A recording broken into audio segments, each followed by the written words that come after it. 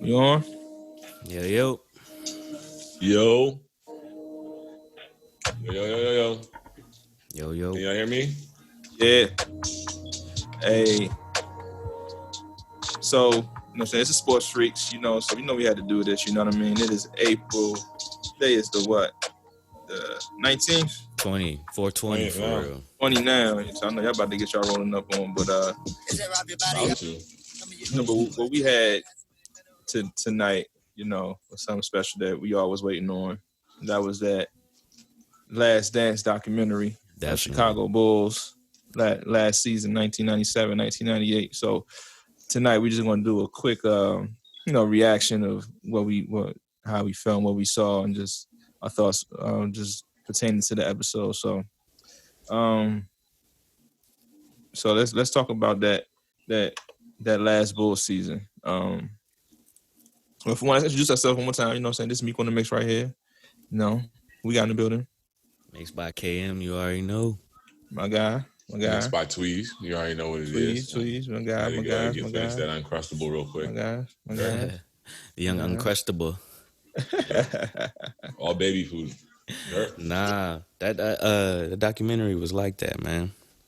It was definitely like that. It's not done. I know they got more stories to tell, but I definitely enjoyed the, standard Bulls cinematography. It's like they had red cameras before everybody else. Like that footage was dope, man. It just looks great. Like every time you see a Bulls documentary, it's like the footage is just out of this world. Like Stern was like, "Nah, I need the best on this. The best." Right. Just imagine what all the stuff that they had to go through. They said they shot over 500 hours of that season. So, you remember what video cameras used to look like back then? Hey, did y'all see the fucking locker room in France? What? Dirty. Joke. Dirty. I just won 5 championships, and you put me in a closet? That was the locker room in France. That shit was terrible. We're looking at that like... Nah, overall, though, like, so far, I'm very intrigued. Like, we're sports and basketball fans, so, we're already privy to a lot of these, topics, a lot of these, myths. But, I mean, they was bringing a couple of things up I wasn't really hip to. I wasn't hip, that niggas was coked out on the Bulls specifically. I knew niggas was coked out on other teams, but the Bulls, I didn't know they had that rep. So that was kind of cool to see. Michael Jordan was like, nah. He walked into. He said he walked in. He was like, nah, I'm good. Yeah, I'm holler at y'all in the morning. Square bear and all them like, nah, smooth. George Gervin and them was on there extra smooth. You already know. Bro. It was definitely cool to see the same thing. Like I was outside. I was outside in this last season. I was definitely all the way outside. So I was with it. But it's still different to come back and look at it now from a different perspective and understand different concepts. Like financially, I remember looking back and being like, man, Scotty, you fucking up the league. If they wasn't my team, I was always Laker fan out, but I always, I wanted the Bulls to be the Bulls because I felt like I wanted the Lakers to defeat the Bulls. You know what I'm saying? We almost got that, by the way. Almost. Fucking Krause. But exactly. So I didn't really understand at the time why, but I definitely remember Scotty being like, I want to be traded. I remember him saying he doesn't like Jerry Krause. I remember him saying all that. So it was cool to get it from a different perspective and see it like that. Right. Especially now that niggas is older. You know what I'm saying? Like, sure. I remember my dad, like, yelling at the TV and shit. You know what I'm saying? Like, but, like, what the fuck was going on for real. So, now it's kind of good to get that perspective. And, players go through the same shit they go through today. Yeah. You know what I'm saying? That was just, like, the first time the world saw it, I feel like. So. I mean, I think, like you said, we talked off camera. I think Scotty shot himself in the foot with that contract, though. Yeah, he took that big ass contract trying to get that secure money. But that Jones was weak as hell. Gotta bet on yourself, baby. Gotta bet on you, nigga. You won 5 more championships after you signed that. What a L.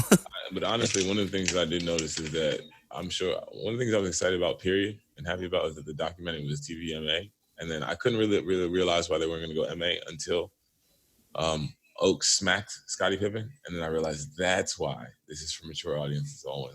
That was one of the most amazing things I've ever seen. That's pretty funny. Oakley's disrespect he did out of hand. I didn't think he was gonna hit him. I said, oh, he said he realized hit that man. I ain't even gonna lie. I killed that nigga, bro. I was like, whoa, this is abuse. This is like abuse on TV. This guy's crazy. See me out. You gonna have to see me, bro. That's what I'm saying, bro. Like, I'm rich too. You gonna have to see me. You don't have to give me money, young. Smacking me? Nah. That's when you. Nah. Another random side note. I never realized how much Scottie Pippen as a youth looks like Future. It all makes sense to me. It's all coming together. Oh, wow.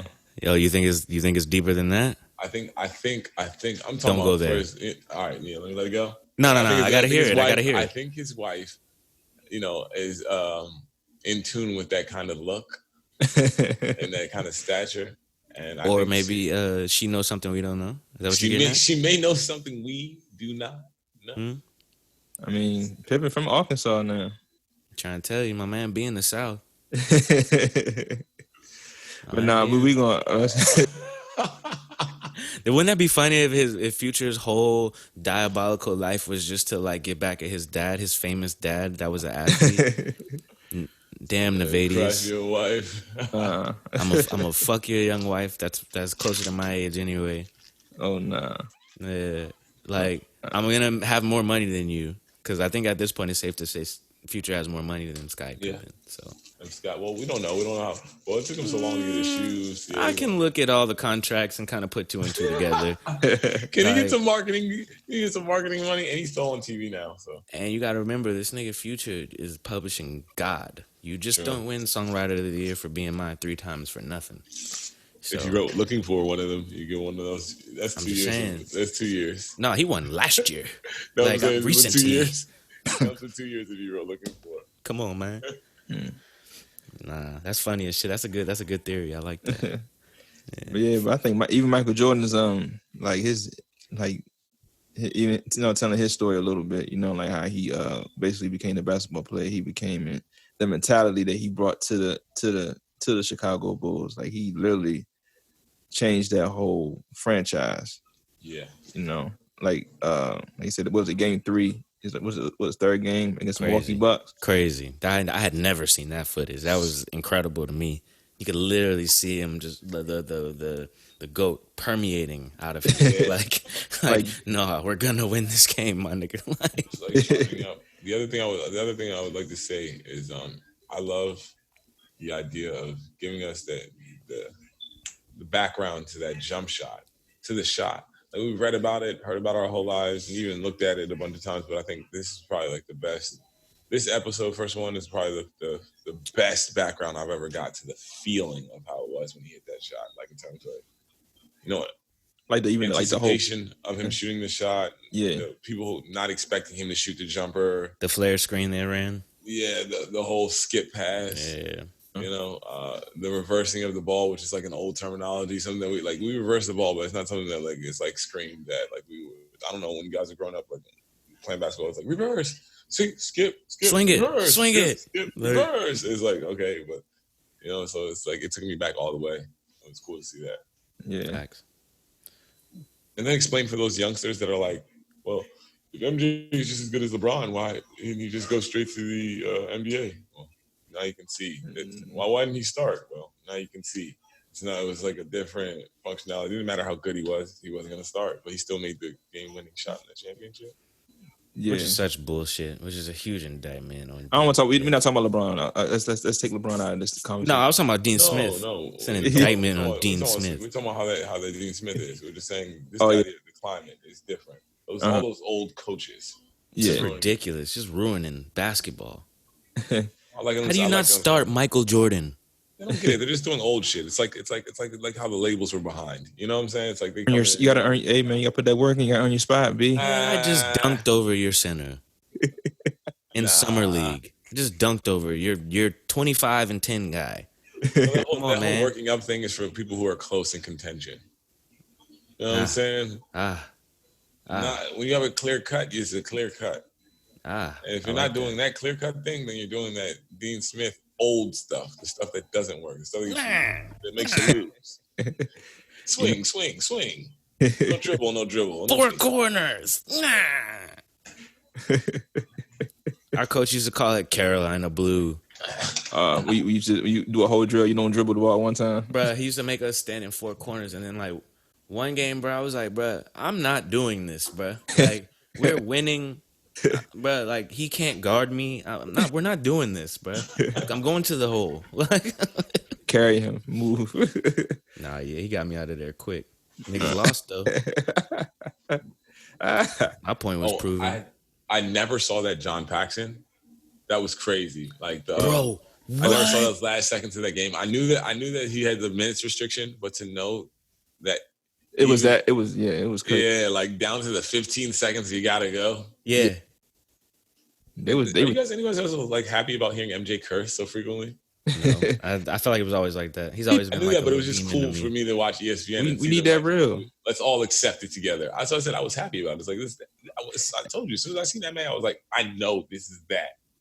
Man, he just needed to talk about it. We got 8 more episodes of this. We got 8 more weeks, 2 more months. My nigga need to talk about it, bro. I need some more.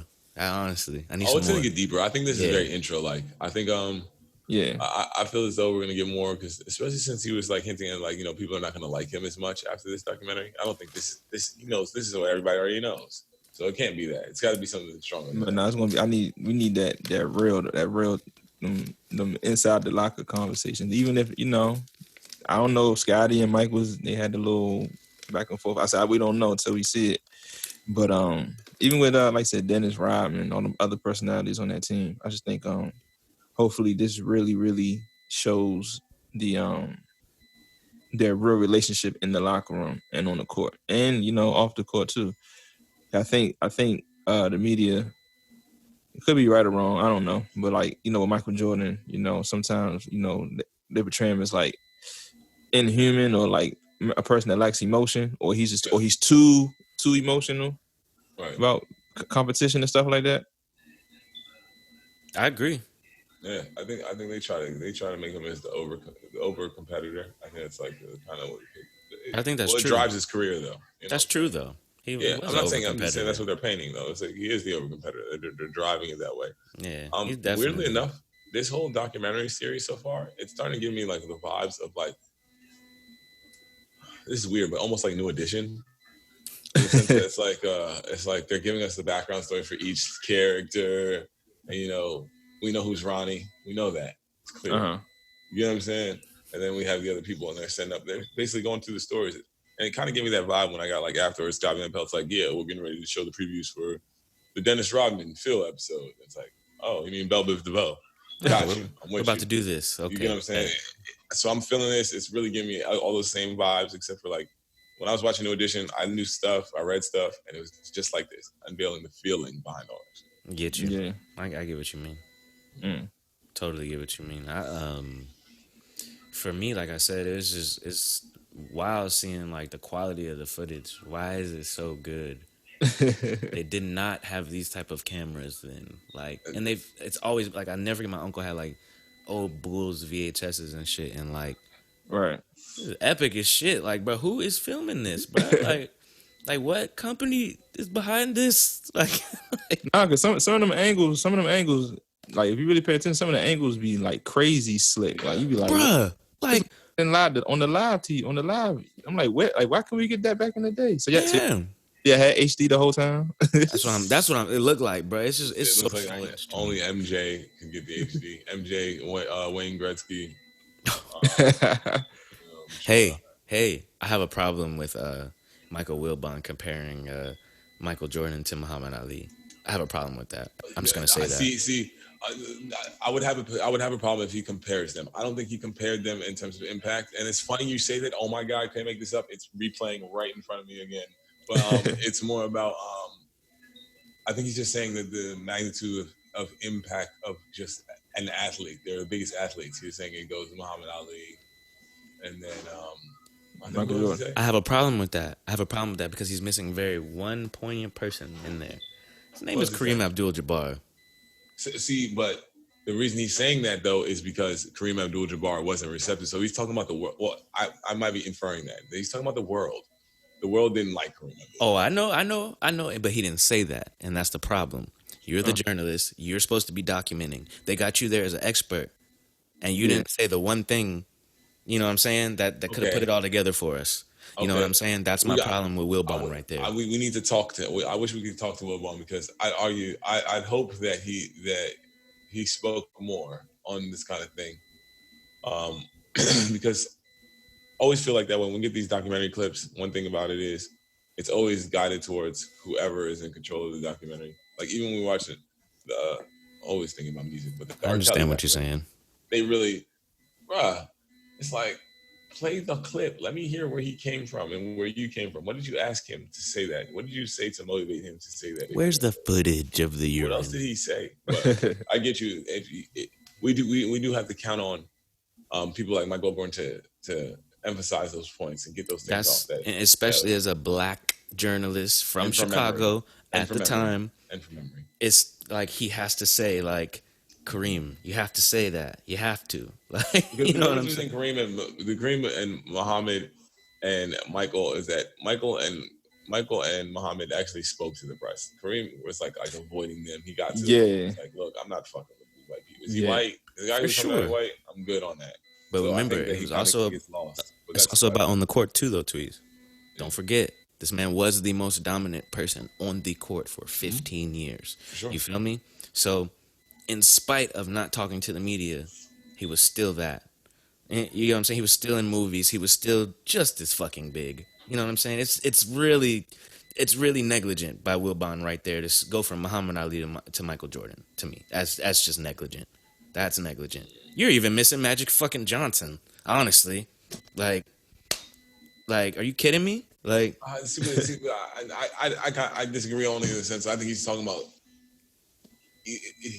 What is he talking about? Michael Jordan is still different than Magic Johnson to me in terms of like what impact did they have while they were currently playing as athletes. I think Kareem's dominance is different too. I think it turns old quickly. I think it doesn't have the same feeling as like Muhammad being like, when he's in top of boxing, even when he loses, we felt like no one wants to fight Muhammad Ali. It's like it's a different like physical dominance and ownership of the league. Same with Michael. Just like I'm glad they talked about it. It's like Steve Kerr was just talking about it afterwards. This is an opportunity, this documentary, to give us that feeling that everyone in the league felt. Not only do they watch him, and you can look back and look at the highlights and see that, but when you come out and you suit up and you know, oh, it's MJ over there. I don't think Magic ever did that to people. That's just me. I think Magic and his team did that. I think the Lakers did that, but I don't think Magic himself was that kind of scary. I don't think he even comes with that kind of vibe. So I like I said, again, it goes to what the fuck was Wilbon even talking about? What kind of impact is he talking about? Because I guess that's what it is for me. Yeah, like, you know what I'm saying? If he's talking about some kind of like, what the fuck was he talking about? Wise, then I get where he's coming from. But if he's talking about like impact as a black person in culture, then he's got a lot of explaining to do. That's what I'm saying. So, and because of the names he brought up specifically, that's why I think he was talking about the second rather than the first. You get what I'm saying? Because there's no fucking way you just go from Muhammad Ali to Michael Jordan, bro. I'm sorry, we've got almost 40 years of tight niggas like in between there, like 25 like tight niggas in there, bro. It's like the sports greatest. It's like that. Remember that cartoon? It was Wayne Gretzky, MJ, Bo Jackson, and they were like heroes. It's just weird. Like when I look back in time, I think about it, it's weird. It's like the whole world was confused. Now, was Bo Jackson great and amazing? Sure. What should he be in? A not cartoon with fucking close with Wayne Gretzky and MJ? I just said it in the pop filter. Not even fucking close. No. So I think people get confused like shit. And I do agree with that part that Wilburn's got to fucking speak. He's got to stop fanboying. He looks like a Popovich slave right now. No. Don't Popovich slave him. No, you know what I mean. Like, it's just a system, and he's just the greatest. And I'm never gonna blink while I say this. Like, nah, bro. Like, if he's talking about, so we'll give him this. I'll give him this. If he's talking about excellence, in my opinion, he's on point.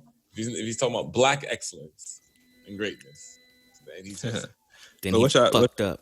Yeah, what y'all expect? You know what I'm saying? Further on the series, further down, like, you know, episodes 5, 6, 7, 8, 9. You know, bitches. No, I'm just kidding. I expect a deep dive into. I want to hear about Scotty and Tony, just because I need more into that. Yeah, Tony Kukoc needs a little more love too. Look at that. It's the industry call. I wonder what he's got to talk about. He's got to be talking about this. He's got to be talking about MJ. See what he's talking about. What's up, bro? You said what? So what do you think? What are your thoughts? You want to drop Thursday? We can. You think that track is ready? Yeah, I mean, you cleaned it up, right? Yeah, did you listen? Yeah, I heard it. I'm going to go to the lab again just to touch it, or just to see any more things that I want to add. I was thinking maybe bad backgrounds to my vocals, if anything, but if nothing else, yeah. Is there any other, like, I already, I'm trying to really OG this whole situation, so even if you got any other songs or any other artists, maybe we should try those too. But it's either put that joint out and then put another one out next week, or try to do like 3 songs and make it a project, like a little small project. Maybe we just better off just doing one at a time. I like the single idea better right now. Okay. Honestly, the singles they'll go off right now. Okay. All right. So let's try to think of artwork. So we want to just do SoundCloud until I set up a situation that because if I do it on Apple Music and all that other stuff, Live AMR work.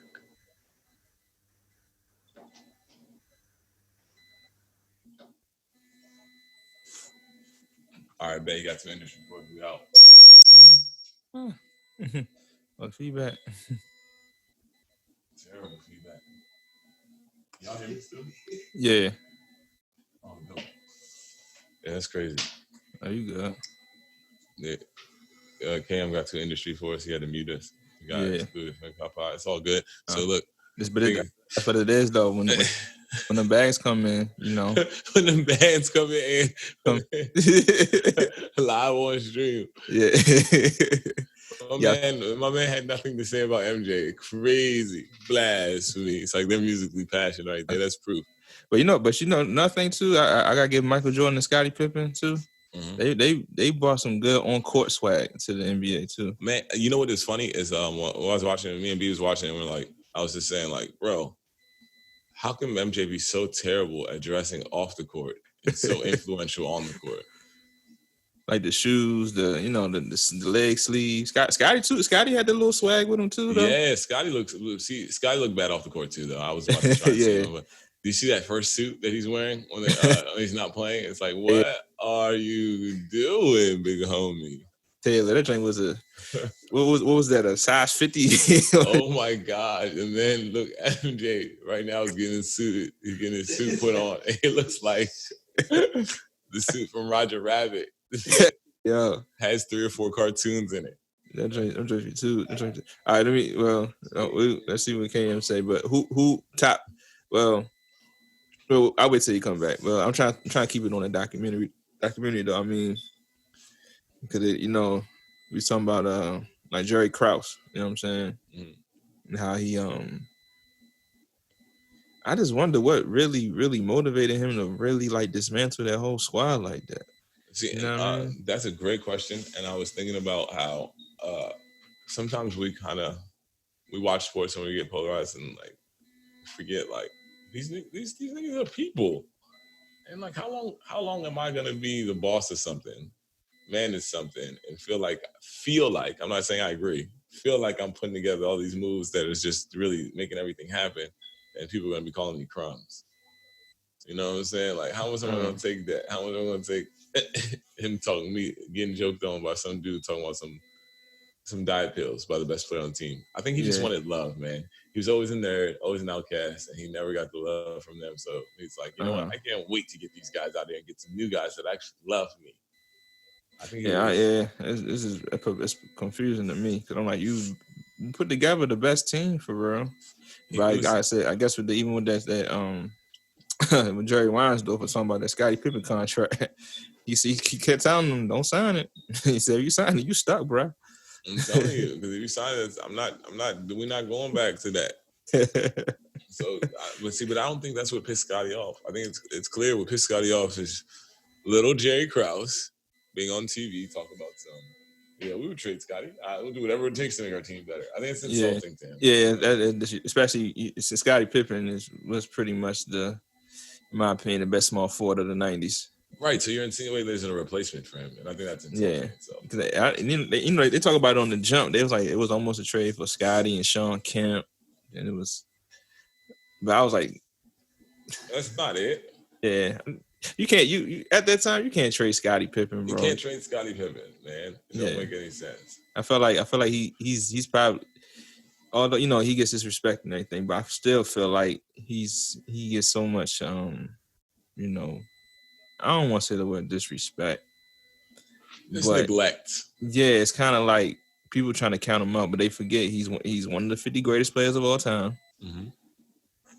Dream team. Changed the small forward position. Like I said, he was the first. He might still be the all-time leader in assists for the Chicago Bulls for real. Right, he might be. And steals, and he ran the point guard. He was a defensive man. Like I feel like if you were to play for any other team with that same skill set, who knows what, you know what I mean? Like, I mean, we kind of know. We get to know that he would have been the guy that could lead the team to compete. Yeah. We get the idea that he wouldn't be able to win the big game, and I think he kind of like accepted that. I mean, they talk about it in the documentary too, saying that he kind of like was happy to have MJ back. At first, he wanted him to go, but he was happy when he returned. So. Yeah, I mean, shoot, would you be happy if Michael Jordan returned back? Shit, that made my so much easier. I wouldn't even be happy for him to go, but I bet, I think Scottie, I think the documentary shows us that we saw the Kyrie theory like a long time ago, where you feel like you come into a situation and you have the greatest player on your team and you win a bunch of championships, but you still kind of hunger for a little bit more. Yeah. Still hunger for a little bit of that direct attention, that direct, love for what you've done. So it's like, and I guess in Sky's case, he couldn't even get it from his paycheck, man. So of course he wanted it. You know what I'm saying? Yeah. At least for a little bit somewhere else, like, the idea of being by himself. But hey, I don't think we trade Scottie Pippen, and I don't think the Bulls trade Scottie Pippen and come away with anything better. Yeah. Now I have a question: which team was better, the first three-peat or the second three-peat? I'm gonna go with the second three-peat. I was looking at it's ridiculous. They lost 43 games in 3 years. Mm-hmm. We're talking about 72 wins, then 69 wins, and then 62 wins. The first one, I think it was 61, 65, and 57. Of course, they're still winning. I think MJ performed at a higher level in the first three in terms of stats. Right. But the team is better in the second three-peat altogether. I agree. The whole team is better, but he was better in the first three-peat. He was way better. Dog, he was so much better in the first three-peat. The Pistons three-peat. Yeah, he was in like his late 20s. He was in his late 20s doing that first. Pistons series, he averages something like 30 plus, 11 assists, 8 rebounds. I'm like, yo. And he was the last player to get 3,000 points in the season during them 80s. Like who puts up 3,000 points in the season, bro? 3,000 of them.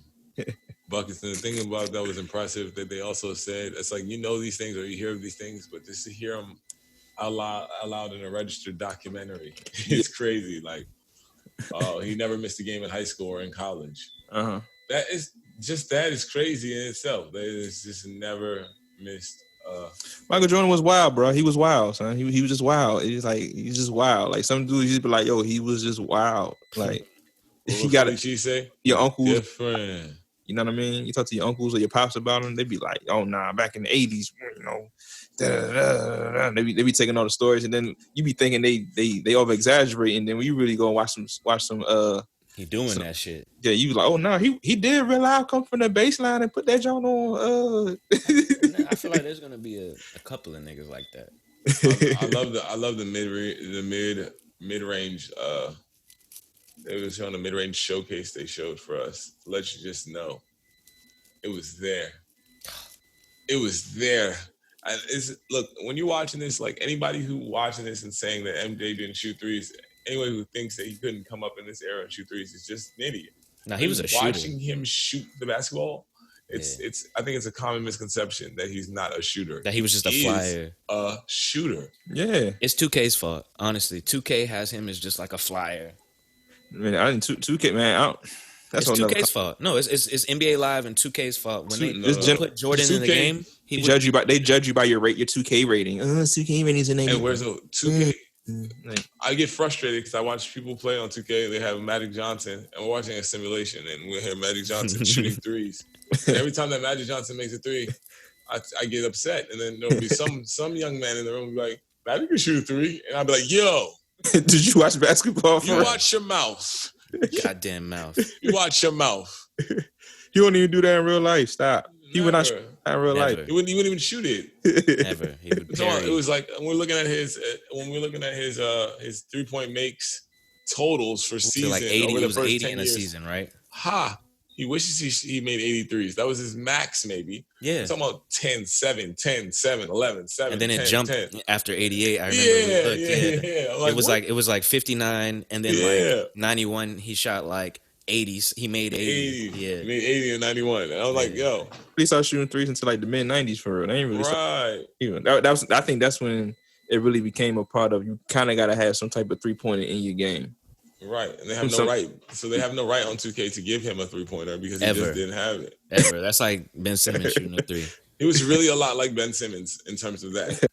In terms of the idea of attempting the 3. People don't want to hear it, but he didn't attempt the 3. He didn't shoot it. I tell people all the time, man, take 2K out. Let's take 2K out the basketball discussion sometime. Only I say that because people, this generation will really judge you by your 2K rating. Oh, for sure. It's so weird. Like Michael Jordan is like the greatest 2K player in the game, you know. Sometimes. Yeah, so it's kind of like, unfortunately, you know, but it's kind of like, you know, I just think, you know, watch the tape. It's a channel on YouTube. All they do, they just got mad Michael Jordan highlights, but it's not even just like his big games. It'd be like a regular season game where he just went off for like a light 35, but he going against like Grant Hill or Penny Hardaway or crushing him like that. But they had a good game too, though. You feel me? It's not like crushing them. Yeah, but they might have put up their 32, but the difference between a Michael Jordan 30 and their 30 was Michael Jordan was putting up 30 every night, like every night, light work. Like Michael Jordan putting up 30 was literally light work. You saw all them stats, like, you know, even Kobe. How much I love Kobe, I still remember them nights. It was like maybe like 1 or 2 nights in his whole career where I remember him saying like 14. Yeah. Or shit like that. Like, really? Like Kobe had 14 the fuck? Nah, what I will say, though, is it would be a 14 and they won by 30. You get what I'm saying? He's never got a 14 and they lost. No, he's not been on. He's never been on the James Harden. That's James Harden. Yeah, that's never. That is James Harden shit. You check the box score and see he had 12 points and he was 1 for 15 and they lost by 12. Like, what the fuck, James? So what I was telling Mique right after that joint finish is, bro, this is really highlighting the competition for me, bro. This shit, I love Mike. I see it. I appreciate everything. But this shit is highlighting the competition, bro. There was nobody in the league had the foot speed, had the hand speed. No, not a chance. Not even close. See, but here's my thing, though, about that is, so it's like LeBron, when I see him, when he first comes in, there's nothing like that. There's nothing like KD. The people who really dominate, there's nothing like them. We were watching Paul George footage, and he's a fucking freak. If Paul George had the gear that they had, we'd be talking about Paul George every night, just like we talk about KD and LeBron when they play. Agreed. We're talking about a 6'10" man who moves, literally has the same package of dribbling as Kyrie Irving. Yeah, a lot of people sleep on Paul George handles. Nah, I'm with you. I don't know if he's 6'10", but I'm like, you know, we get the 6'9", 6'10". I guess 6'9", 6'10". Look, man, some niggas ain't got it, man. Some niggas don't got it. You He's know? friendly, but I say this: it's like Joe Johnson was my favorite player in the NBA for a long time. Of course, you know, barring Kobe, I'm one of those guys who, whoever my greatest is, I kind of put them somewhere else so I can have another player because I love basketball that much. Of course, you know what I'm saying. So Joe Johnson was my man too. And Joe Johnson was that guy. He fit right in that slot. Right as soon as I put Kobe into that pedestal for that time, Joe was the guy for me. So, And what they say on this third episode, they were talking about the Dennis Rodman story. So, I mean, let's get that real quick. So, I mean, like with Dennis Rodman, he was another special one too. Because this dude, you know, he might be like 1 for 3, get his 2 points, but then had like 25 rebounds. Man, he's special because he didn't get into the league until he was over like 27, 28. He was like, yeah, he was old. He was older. Yeah, man, was already washed for real. When he got in the league. That's how you knew. As I said, that man give you almost 20 rebounds a game at like, and I think he was smaller than Scotty for real. I give him 6'9". No, he was like he was like 6'7", 6'8" for real. Man, look, I've seen Dennis Rodman in person. He's 6'9", bro. He's like his arms come down to his knees, bro. He's one of the weird looking motherfuckers. Yeah, bro. His hands, like he go like this in the screen, the same way I'm going. They probably fill up the entire, you know what I'm saying, like of this, like, bro. Dennis Rodman is a big dude, bro. Good freaks, man. Huge, bro. Like I don't think they had them niggas heights right back then, bro.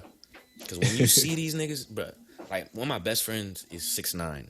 Right. I know what a 6'9" nigga looks like, bro. Yeah. See, the thing about Dennis Rodman is listed at 6'7", but his standing reach is listed at 7'5". Damn. Bro, his arms are so long, brother. It's insane. But this nigga he could just pick an orange out of a tree. That's what they call him the worm. Facts, bro. Now, what I didn't get to tell this nigga Tweeze though is I was comparing the competition like a nigga like Kobe had to go through. You know, as far as like niggas that could play and do the same things he could do. Mm-hmm. You know what I'm saying? Michael never faced anybody that could do the same shit he could do. Not once. What about not one time? What does Clyde Drexler could do?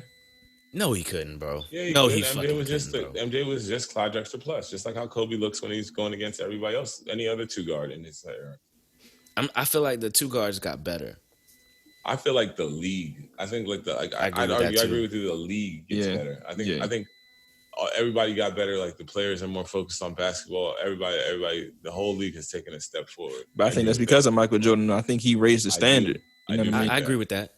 He raised the standard of like how a guard. He kind of is like the template of how you want a guard to. He's his the best shooting guard ever. Yeah, he's the prototype guard. Period. Yeah, for sure. Body type. His jump shot. He even got his form is like almost fucking perfect. It's the form. It's very JJ Redick-ish. I was looking at it. That shit is perfectly square. So we got about like less than a minute in this joint. So I'm probably just gonna restart it. You know what I'm saying? We just put the clips together, or you guys want to just stop? We can wrap it up. We don't really gotta make this just a MJ.